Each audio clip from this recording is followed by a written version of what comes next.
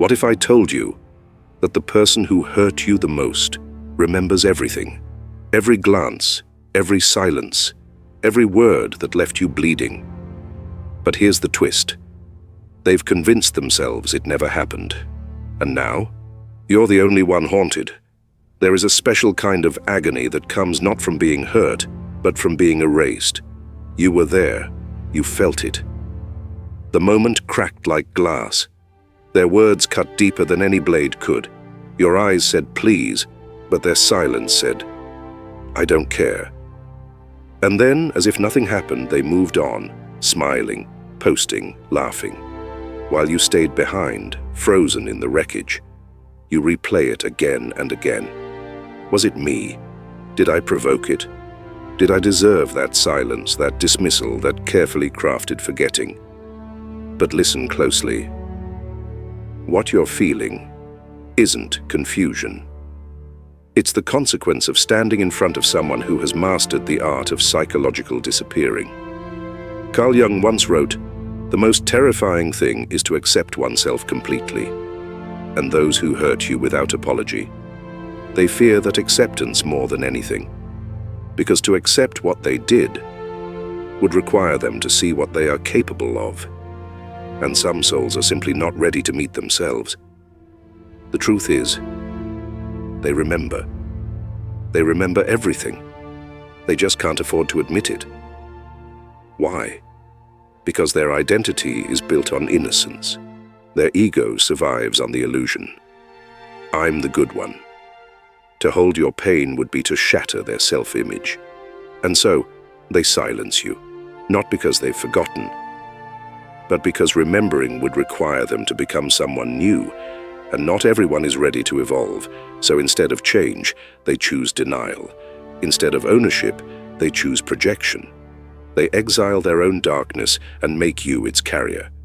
You become the villain in the story where they were the ones swinging the sword. Jung understood this long before we had a name for it. He saw how the psyche builds defenses like brick walls. He saw how the shadow, the unclaimed parts of ourselves, doesn't disappear when ignored. It grows teeth, and when unintegrated, it finds a target. And too often, that target is you. You, the one who dared to feel. You, the one who broke under the weight of their silence. You, the one who still lies awake wondering why they never came back to clean the mess they left in your heart. But the real question isn't why they did it. The real question is, how do they live with it? How do they walk away without looking back? How do they breathe so easily while your chest is still full of unanswered questions? That, my friend, is where we begin.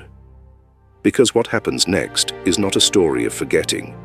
It's a story of weaponized amnesia, of psychological projection, of innocence worn as armor, and of one soul waking up, while the other one chooses to stay asleep. And once you see the pattern, you'll never unsee it again. They didn't forget. That's the first truth we resist. We want to believe that maybe they just didn't realize how deeply they hurt us, that it was an accident, a misstep, a moment of confusion. Because if it was unintentional, maybe, just maybe, it can be undone. But what if I told you that the person who hurt you the most remembers everything, down to the tilt of your head when you tried to hold back tears? They remember the exact words they used to wound you. They remember the promises they broke. They remember the flicker in your eyes when you realized they were never who you thought they were. You weren't just collateral damage. You were a mirror, and that terrified them. Because seeing your pain meant they'd have to see their impact, and seeing their impact would require something they've spent a lifetime avoiding: accountability. And accountability, as Carl Jung understood, is not simply an admission of guilt. It is a psychological metamorphosis. It demands transformation. But transformation terrifies those who have built their identity on control. So instead, they pretend. They manufacture forgetfulness.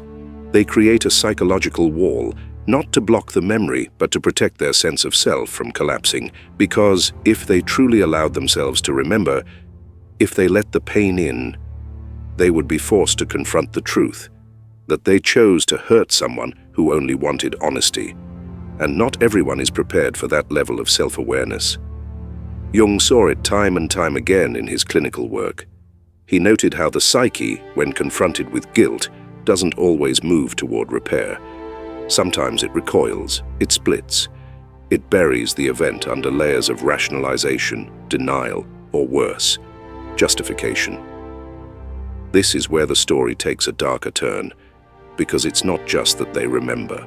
It's that they have taught themselves to live with the memory by rewriting it. They don't say, "I was cruel." They say, "You were too sensitive." They don't think, "I betrayed them." They whisper, "They misunderstood me." They twist the narrative until it wraps around them like a shield. They don't forget. They distort. Not because the facts changed, but because the truth was too sharp to hold. And yet, here you are, still holding it. You carry the weight they dropped. You play the moment on loop, hoping to make sense of a silence that never made sense. But now, you're starting to understand. It wasn't a gap in memory. It was a refusal to become. Because remembering would mean reckoning, and reckoning would mean change. And change is what the unconscious fears the most. Jung believed that most people don't want healing. They want comfort. Comfort in being right, comfort in innocence, comfort in staying exactly as they are, regardless of the harm it causes. And so they make a choice. A quiet, devastating choice. They decide not to grow. They remember the wound, but they refuse to feel it. They see the mirror, but they look away. They walk away from the mess, because in their mind, it's not theirs to clean. And you? You are left trying to heal from something they swear never happened. But this isn't the end. It's only the beginning. Because what happens when that pain, the pain they won't claim, starts living inside you? That's where we go next. Into the hidden architecture of projection, where their shadow becomes your burden, where their refusal to face themselves becomes your trauma to carry. Let's walk into the shadow together. There's a moment, so subtle you almost miss it, when their guilt slips into your hands, not because you asked for it, but because they needed somewhere to hide it. This is the silent alchemy of the human psyche. When someone cannot hold their own darkness, they hand it to you in disguise, and they do it so convincingly that you start to believe it was always yours. Carl Jung called this shadow projection, a defense mechanism as ancient as the soul itself. When someone denies the darker parts of who they are, their cruelty, their envy, their capacity for betrayal, those parts do not disappear. They project. They escape the prison of the unconscious and look for a host. And most often, that host is someone kind, someone open, someone like you. Because you made the mistake of seeing them clearly, of loving them deeply, of offering them something they never gave themselves, empathy. And in return, you became their canvas. You felt their anger, but blamed yourself for being too emotional. You sensed their resentment, but called it your paranoia. You picked up their shame and wore it like a fault line in your soul. This isn't random. It's a survival strategy. Jung understood that the psyche, left unexamined, will do anything to protect itself from internal collapse. And so when a person feels the stirrings of shame, they redirect it. They flip the mirror. They rewrite the story. Not to hurt you, necessarily, but to avoid the unbearable task of facing themselves. It's not forgetfulness. It's self-preservation. But preservation at what cost? Because while they protect their image, you begin to unravel. You doubt your instincts. You rewrite your memory. You wonder if maybe you were too much. You start to apologize for the things they did. You're not being dramatic. You're being targeted. They have trained you, consciously or not, to hold their pain so they don't have to. They've planted their shadow in the fertile soil of your empathy. And now, you're left trying to heal a wound that doesn't even belong to you. But here's what Jung knew that most people don't. Projection is a form of psychological theft. It robs you of clarity, It steals your peace. It makes you question your own mind just so they can sleep at night. And the more unconscious they are, the more dangerous the projection becomes, because it doesn't just distort reality, it rewrites it. Suddenly, you're the cold one. You're the selfish one. You're the reason everything went wrong. But pause. Breathe.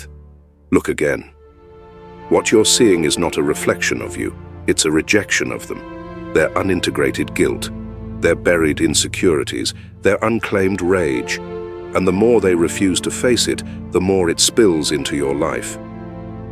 Jung wrote that, what you resist not only persists, it grows in size.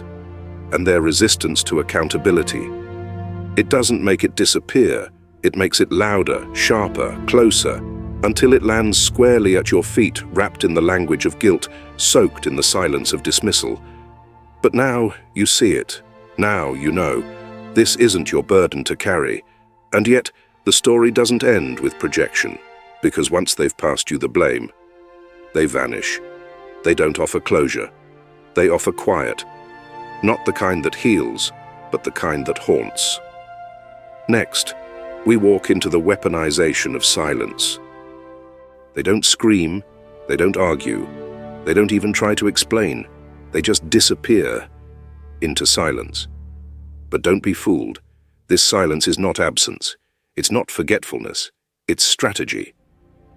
Carl Jung saw it for what it truly is, a psychological maneuver designed not to create peace, but to unseat your sense of reality.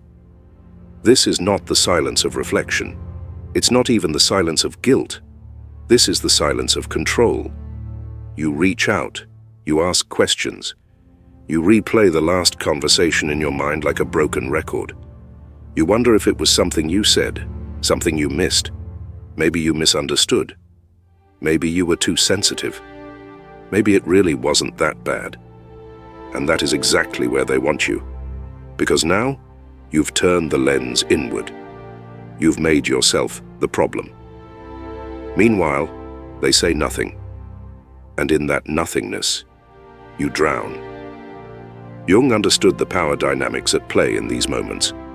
He called them energetic inversions, where the person in pain becomes the pursuer, and the person who caused the pain becomes the one in control.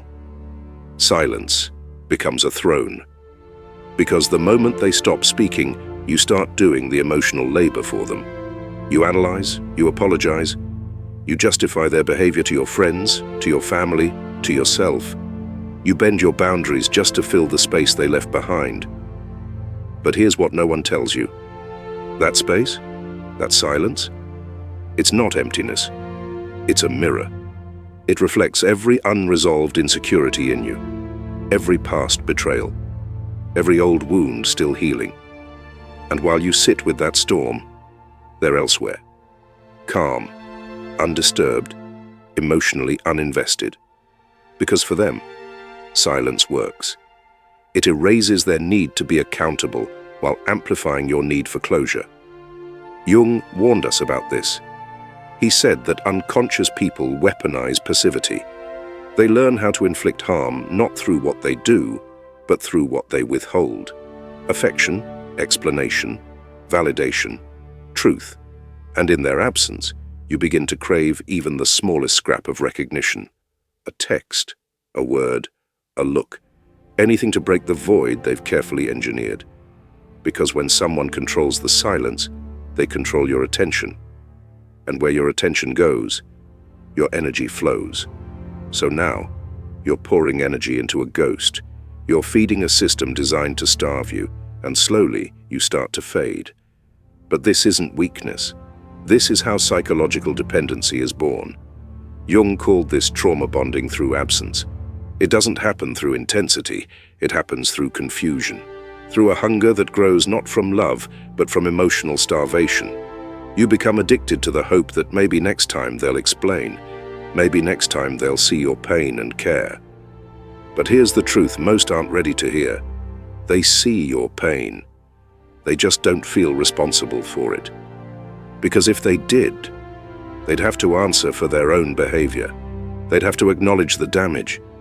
They'd have to change. And some people would rather lose you than lose their illusion of innocence. That's why they stay silent.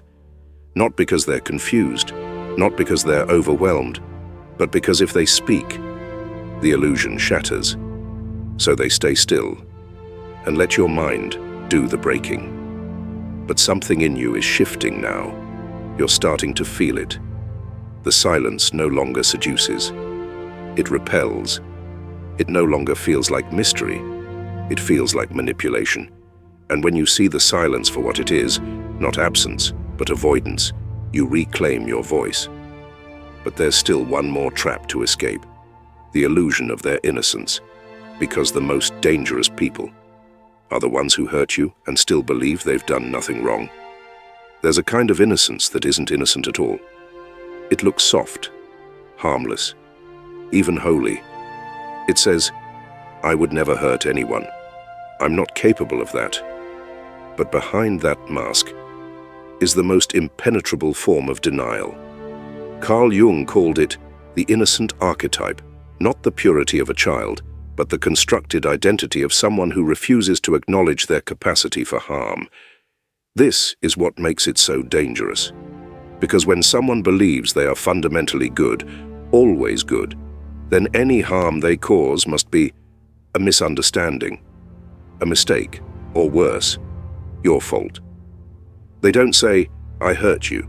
They say, you're too sensitive. They don't ask, what did I do? They ask, why are you still upset? And just like that, the guilt is gone, not dissolved, transferred, handed to you like a cursed relic. Now you carry the shame, the burden, the self-doubt, and they walk away untouched, still the good one. But Jung knew the psyche will bend reality itself to maintain this illusion. Because for some, the idea of being wrong is more threatening than the pain they inflict on others. They don't just wear the mask, they are the mask. And the longer they've lived in that role, the more violently they protect it. This is why the kindest confrontation turns into a battlefield. This is why your gentle, I felt hurt, becomes an accusation. This is why your vulnerability is twisted into manipulation, because to them, any suggestion that they've done harm is a threat to their very existence. You are not speaking to a person. You are speaking to a fragile fortress of psychological defenses. And here's the paradox. The more harm they cause, the more innocent they must appear. They double down. They find allies. They rewrite the narrative. And suddenly, you're the one who's angry. You're the one who's overreacting. You're the one who just can't let things go. But Jung didn't flinch from this pattern. He saw it again and again. People who, rather than face their shadow, sanctify it. They baptize it in virtue. They declare, I would never. And from that place of divine denial, they become unaccountable. Because if you're always innocent, then you're always right. And if you're always right, then anyone who's hurt by you must be wrong. That's how they sleep at night. Not in ignorance, but in justification. They don't forget the moment they broke you. They just convince themselves, you deserved it. They turn guilt into martyrdom, accountability into cruelty, your pain into a threat they must defend against. And here's the cruelest twist. They genuinely believe they are the victim. Not because it's true, but because that belief is the only thing keeping their ego from collapse. Jung understood that psychological survival often takes precedence over emotional truth. And the innocent archetype is not about naivety, it's about power. Because there is nothing more controlling than someone who believes they can do no wrong. But you're beginning to see through it now. You're seeing the innocence for what it is, a performance, a self-protection mechanism so well rehearsed that even they believe it. And yet, this doesn't make them evil. It makes them unevolved. Because true maturity means holding both truths. I am capable of great love, and I am capable of great harm. But not everyone is ready for that kind of honesty. Not everyone is willing to meet their own shadow. So instead, they make you the villain. Because as long as you're the problem, they don't have to change. But denial doesn't erase the wound. It only ensures it gets passed on, again and again. And what comes next? is even more chilling. Because when someone is fully identified with innocence, they don't need to say a word to hurt you. They just need to be silent and let you destroy yourself from within. But now you see it, and soon you'll be ready to stop chasing closure from someone who was never equipped to offer it. You confront them, not with rage, not with blame, but with quiet truth. "This hurt me," you say, and you mean it, genuinely, gently, hoping, pleading for understanding. But instead of meeting you in the middle, they vanish, not just from the room, from responsibility. What you're facing isn't denial. It's not confusion. It's dissociative competence, a term Jung used to describe the psyche's terrifying ability to split off reality from the self. And do it so well it looks like peace. They didn't forget what they did. They've just rewritten the memory so convincingly that they believe they were the victim. And the longer they rehearse that version of the story, the more it becomes their truth. A false identity built on selective memory, emotional bypassing, and the urgent need to stay innocent at all costs. Jung observed this in countless patients. The more inflated the ego, the less it can tolerate contradiction. Anything that disrupts its image of perfection must be rejected, exiled, cast onto another. That another is often you. And so, the same person who wounded you now feels wounded by you. Your pain becomes a threat. Your honesty becomes an attack. Your call for truth becomes toxicity. And slowly, their silence turns into a script. "I didn't do anything wrong. You're making things up. I'm the one who's being mistreated." And if you're not careful, you'll start to believe it. Because dissociative competence doesn't just shield them from their guilt, it warps your sense of clarity. It's psychological gaslighting at its highest form. So subtle, so smooth, so embedded in their emotional DNA that they don't even have to try. They don't have to lie. They are the lie. And that's what makes it so seductive. Because you're not arguing with facts anymore. You're arguing with a reality they've manufactured and now inhabit. A reality where you are the unstable one. You are the aggressor. You are the reason they feel unsafe. This isn't just defensive. This is architectural. Jung warned us, the ego, when inflated and unexamined, becomes fragile and dangerous. It builds systems of protection so airtight, it becomes impervious to truth. They can look you in the eye and say, "I don't remember that," while their unconscious remembers every second. Not because they want to deceive you, but because deceiving themselves is their last line of defense. They've created an inner courtroom with no jury and no evidence, just a verdict, "I'm good." And anything that contradicts that verdict must be annihilated, including your truth. So they smile, they post, they gather supporters who only know the surface, and you're left in the wreckage, trying to stitch together the pieces of a story they've already erased. This is the point where most people break, because they realize they're not just dealing with someone who won't say sorry. They're dealing with someone who no longer believes they did anything wrong. And that, Jung taught, is the most perilous psychological position of all. Because when action and identity become divorced, morality collapses. The person can cause harm, walk away clean, and sleep soundly, believing they were the one hurt. That's not amnesia. That's architecture. That's not confusion. That's complex psychology. And the only way out is to stop playing a role in their story. Because you were never the villain. You were just the one who held up the mirror. And that mirror was more terrifying than any weapon. Not because it was sharp, but because it was true. But even now, there is one last twist. Even after the harm, the silence, the erasure, they still hold one more weapon, your desire to be understood. And that's what we explore next. Why you keep reaching for apology in a desert that cannot give water. Why your pain remains open, and how to finally stop bleeding from someone else's wound. You wait and wait for something so small, so simple. You'd trade years of silence for just one moment of truth. A sentence, a look, a tremble in their voice that says, "I see what I did." But it never comes. And that absence, louder than any scream, begins to echo inside your bones. You question everything, not just the memory, but yourself.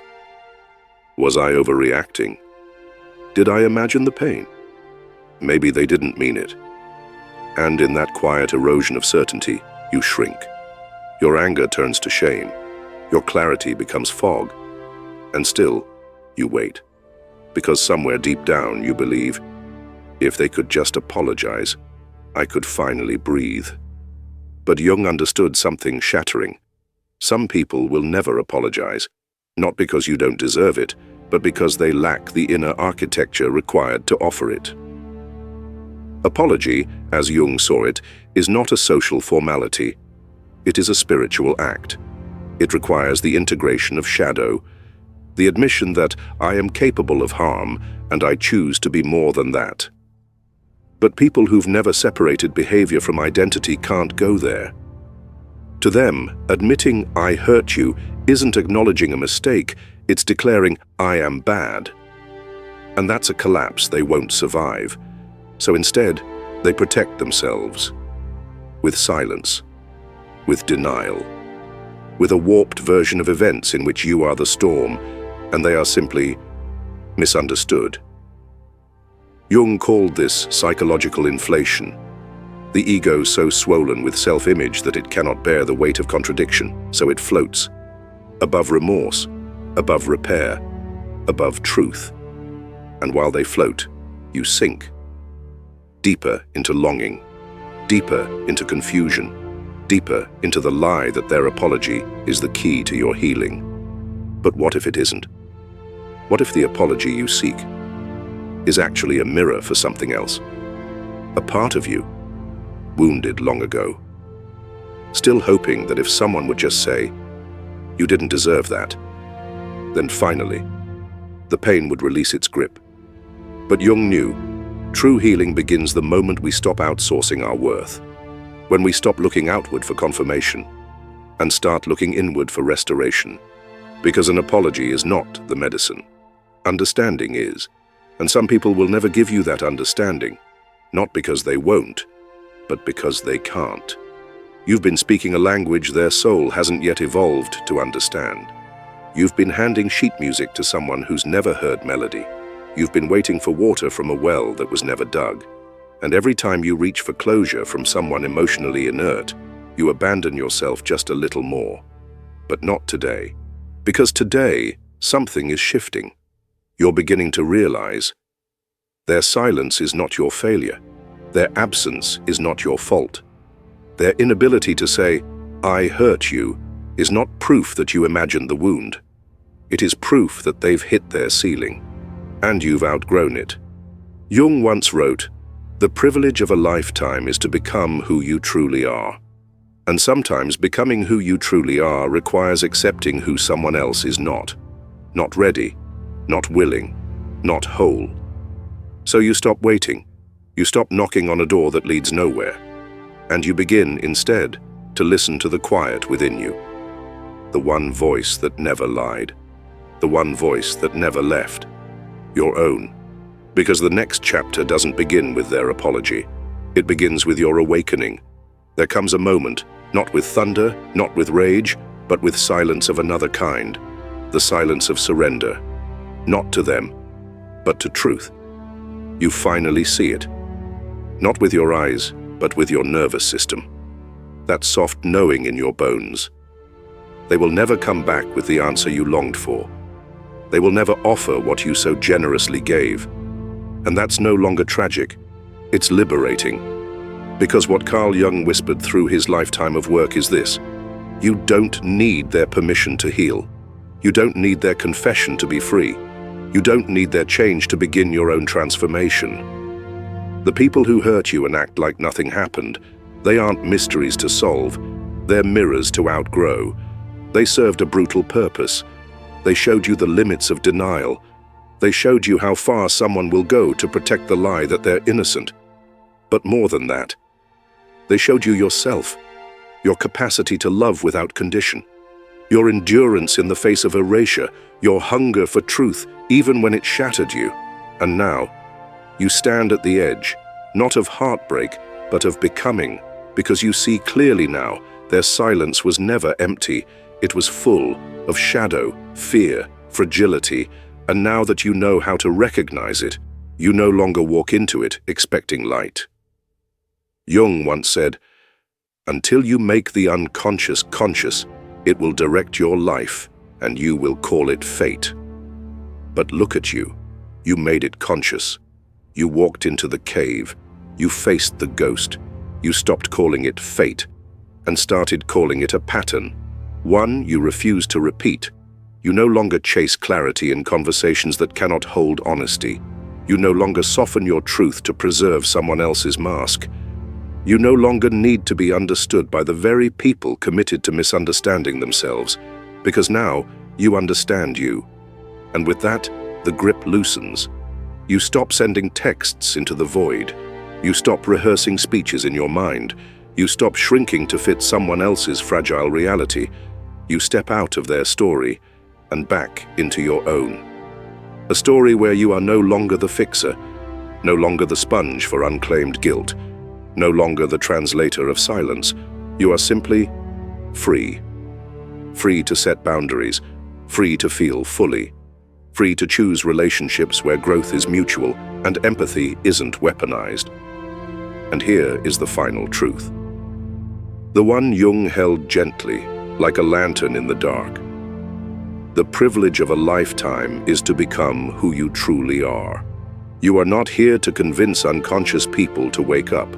You are here to stay awake, yourself, to protect your peace, to honor your truth, to live with a heart that no longer begs, but chooses.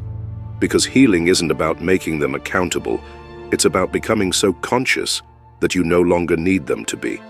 And that is where your power lives, right here, right now, with you. You can understand every theory, you can highlight every quote from Jung, memorize every truth about shadow, projection, ego, persona, but until you begin applying it to the relationships around you, healing remains a concept, not a transformation. So what does this awakening look like in real life? It begins with the smallest decision, choosing not to explain your pain to someone committed to misunderstanding it. You pause before you chase.